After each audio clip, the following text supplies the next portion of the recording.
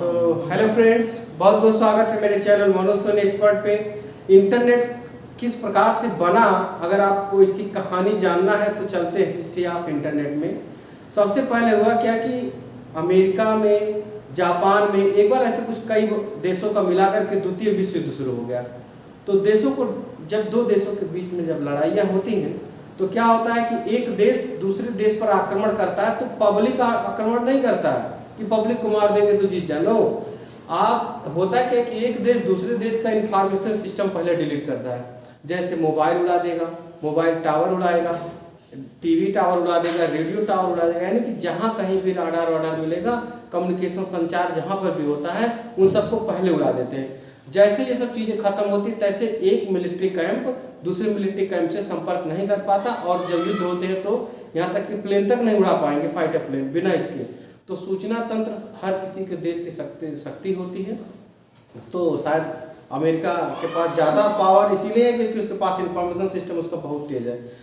होता क्या है कि जैसे अभी पाकिस्तान में अभिनंदन जब गिरे थे तो उस समय क्या हुआ कि भारत में तो हो हल्ला चल ही रहा था, लेकिन उससे पहले अमेरिका ने कहा कि कुछ पाकिस्तान में नरेंद्र मोदी कुछ बड़ा करने वाले हैं।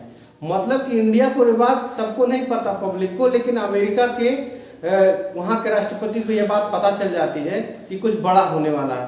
तो इसका मतलब कि उनकी जो खुफिया तंत्र है, इंफॉर्मेशन सिस्टम है, वो दुनिया में सबसे ताकतवर है। खैर, तो जब युद्ध हो रहा था, एक देश था इसे में जापान। तो जापान अपने आसपास कबीलाई प्रवृत्ति होने के नाते एक कैसे टापू होते हैं हम लोग का, जैसे अंडमान निकोबार द्वीप समूह, गोवा, ऐसे छोटे छोटे टापू होते हैं। तो वहाँ पे एक लोग दूसरे लोगों पे कब्जा कर लेते थे मार के, और उसके बाद अपने मिला लेते थे।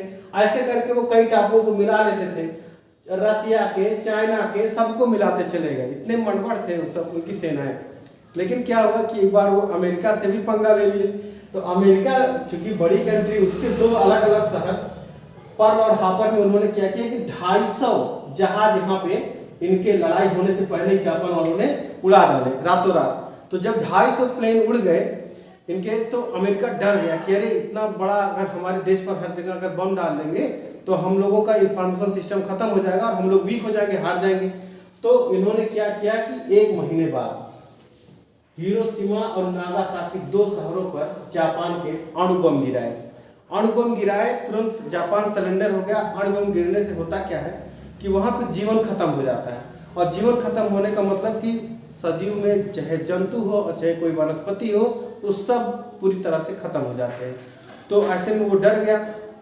तो अमेरिका ने कहा एक शर्त पे छोड़ूंगा तुम्हें कि आज के बाद तुम्हारी कोई अपनी सेना नहीं होगी, और तुम्हारे देश की सेना का देख रेख उस तरह का कार्य अब हम लोग रक्षा करेंगे, तुम्हारी अपनी कोई सेना नहीं की, क्योंकि तुम सेना के दम पर इतना सारा किए हो।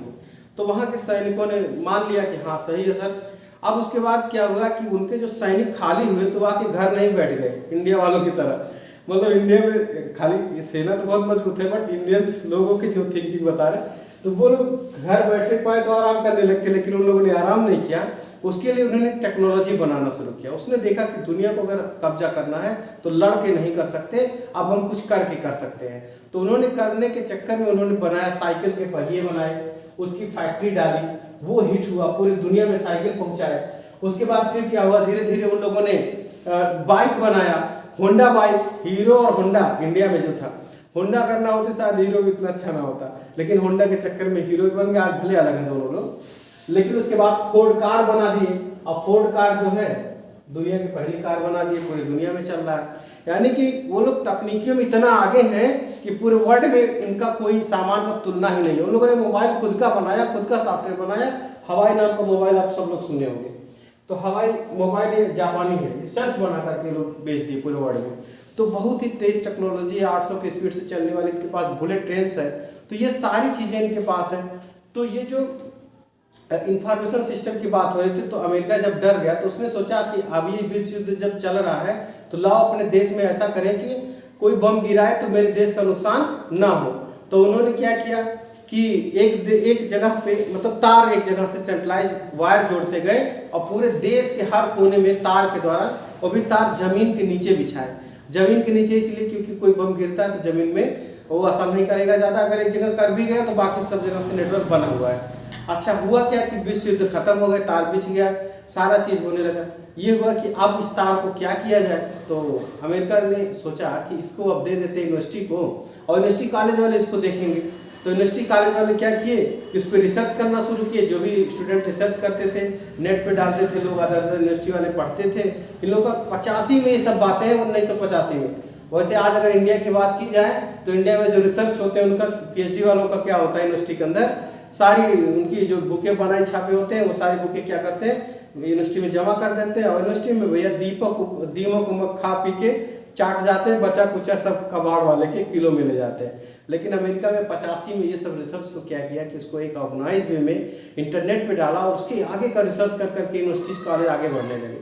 फिर क्या हुआ कि जब नेट इस तरह से चल रहा था, उसी बीच में कोई किताब बेच दे रहा था, उसी पे कॉपी बेचने लगा।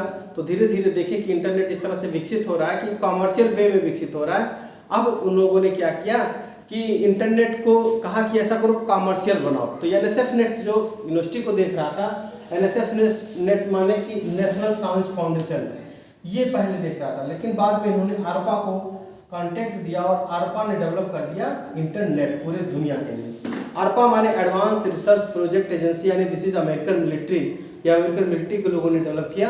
और इसी में एक साइंटिस्ट है, अभी भी जिंदा है, उनका नाम है टिम बर्नर्स-ली। टिम बर्नर्स-ली ने क्या किया कि एचटीएमएल कोडिंग बना दिया, और कोडिंग बना करके और वेबसाइट डेवलपमेंट को बढ़ावा दे दिया। पूरी दुनिया के लोग अब वेबसाइट बनाने लगे, सब लोग अपनी साइट बनाने लगे। आजकल धीरे धीरे तो देखिए छोटे छोटे दुकान शॉप वाले भी बना रहे हैं। तो इस तरह से मतलब पूरे दुनिया में इंटरनेट फैल गया। आज इंटरनेट की हालत देखिए रहे, सब लोग हर हाथ में मोबाइल है, हर हाथ में वेबसाइट है, ईमेल है, सारी कुछ उपाय है। तो इसका श्रेय जाता है इन्हीं को, यानी टिम बर्नर्स-ली को। इसी नाते इन्हें कहा जाता है फादर ऑफ WWW, यानी वर्ल्ड वाइड वेब।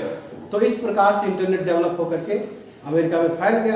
अब अमेरिका ने क्या किया, कहा कि अब जब इस तरह हो ही गया तो क्यों ना वर्ल्ड को हम लीज पर देना शुरू करें। उन्होंने भारत, पाकिस्तान, बांग्ला, म्यांमार सबको देना शुरू किया एक लाइन से, और आज की डेट में हर देश में इंटरनेट आ गया। होने के साथ साथ इसका कोई सेंट्रलाइज वो नहीं है। दरअसल हर देशों ने अपना अपना सर्वर बनाया।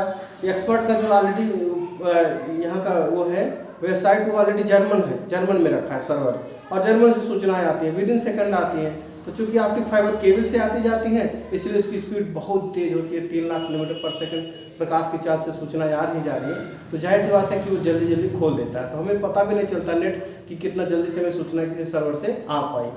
तो इस तरह से इंटरनेट का डेवलपमेंट हो गया, और इंटरनेट का यही इतिहास रहा है। तो कैसा लगा आपको ये? थैंक यू, बस आज इतना ही, थैंक्स।